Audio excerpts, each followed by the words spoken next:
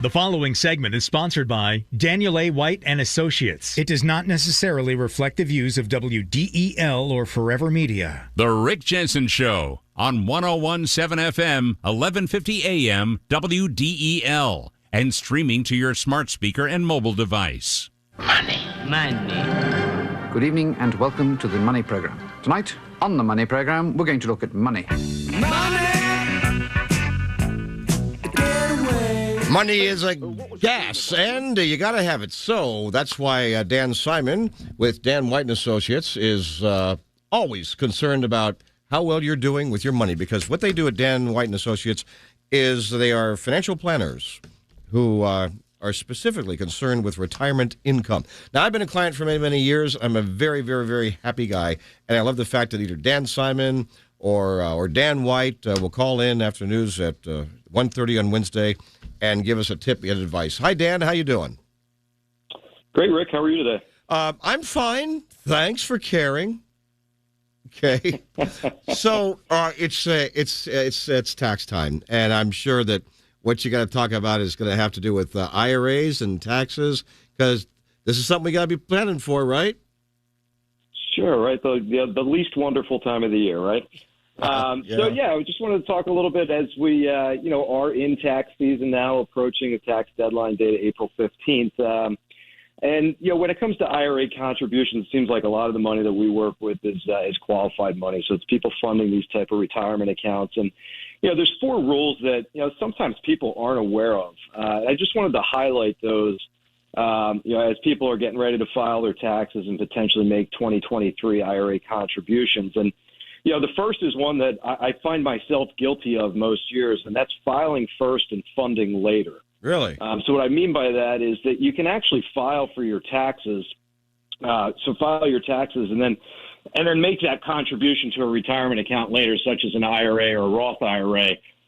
There is one caveat, though. The account does need to be funded before the deadline, which we'll talk about. As I mentioned earlier, it's April 15th. But that's the first. So you don't have to fund it before you file for your taxes. You can file first and then fund it later. People always want to have an idea as to, hey, what was my taxable income? What can we, defer to maybe potentially reduce the tax bill this year? So that's first and foremost.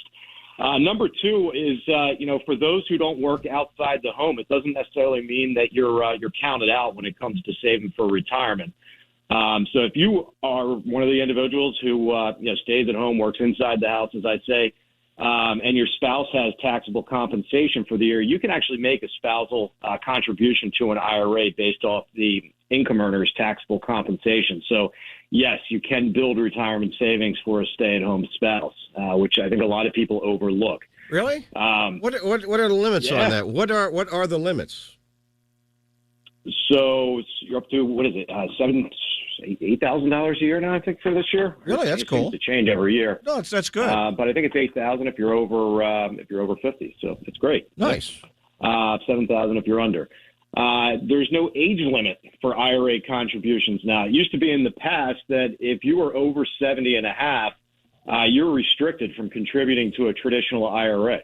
That's no longer the law now. The Secure Act did away with that restriction. So, in the case where someone might be working a part-time job just because they, want to keep themselves busy, love what they do, and don't necessarily need the income, they can defer that money into an IRA account, again, up to the limits. And, the other thing is with Roth IRA is a little bit different because there's no, you don't get the tax break now, you get it in the future, but there's never been an age limit on Roth. So, but at this point, no age restrictions for IRA contributions to both traditional and Roth IRAs. Can I throw you off with another side question? Of course. Throw you off your game again. I know. Well, no, you're talking about, for example, there was a time when you were 70 and a half, and I imagine that's the same. For some people, some age, you start taking money out of your retirement accounts, right? But now I hear it's 70. Yes. It's 73. What actually are the rules? Is there like an age break now, and when you have to take it out if you're 70 and a half, or is everybody have to take it out at 73? Not everyone. So if you were born prior to if you're born prior to 1960, The required minimum distribution age is 73. If you're born 1960 or later, it's actually 75 now. Really? Which is a pretty big deal because about 4 years ago, it used to be 70 and a half. So Yeah. they pushed it back 4.5 years.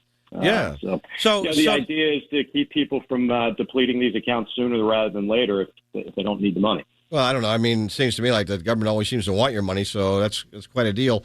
But so you're talking about being able to put in all your life, but then here's the oxymoron part of this to me. It's like let's say somebody's 74 years old and they're still working because a lot of people are, and but they're 74 years old, so they want to put like $8,000 into retirement. So I don't need the money, but they have to take money out of their retirement plan as well. The other retirement plan, I guess, or maybe the same one. You tell me. Well, that's a good point you bring up there, Rick, because if they are working and have a 401k through that employer, 401k, not an IRA, it's a different story. Okay. And they're not an owner of that business, they don't need to take a required minimum distribution so long as they're employed. If they have, what if they have a rollover IRA from a previous employer? If they have a rollover IRA from a previous employer or a 401k from an old employer, they do have to satisfy the required minimum there. Thank you. I just want to know that everything's still the same. Government is still messed up.